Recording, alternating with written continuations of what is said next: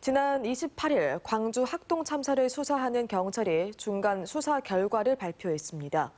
하지만 시공사인 현대산업개발에 대해선 꼬리 자르기식 수사가 이루어져 무거운 책임을 지게 하지 못했다는 비판이 나옵니다. 이다현 기자가 보도합니다.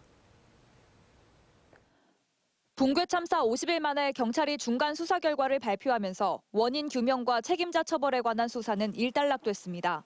현대산업개발 현장 소장 등을 입건한 경찰은 회사가 불법 재하도급을 알고도 묵인한 것으로 보고 과태료를 처분할 계획이라고 밝혔습니다.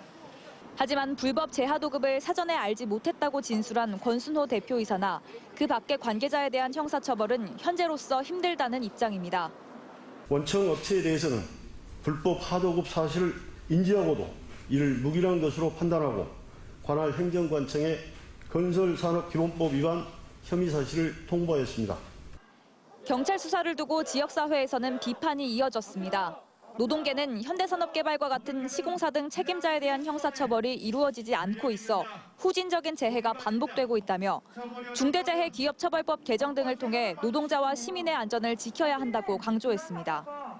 원청 회사의 대표 이사를 형사처벌하는 것이 이 후진적인 재해를 줄일 수 있는 유일한 방법이다. 이에 더해 정치권에서는 광주 지역에서 추진되는 다른 재개발 사업에 대한 수사도 확대해야 된다는 목소리가 나왔습니다. 학동 4구역 재개발 사업에서도 일부 드러났듯 사업 추진 전 과정에서 조합장 부정선거, 업체 선정 과정의 비리 등 불법 관행이 만연하다는 겁니다.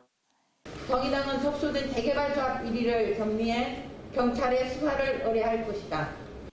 경찰 수사에 대한 아쉬움의 목소리가 이어지는 가운데 재개발 조합 관련 비위와 책임자 추가 처벌 등 이후 수사에 관심이 집중되고 있습니다. MBC 뉴스 이다현입니다.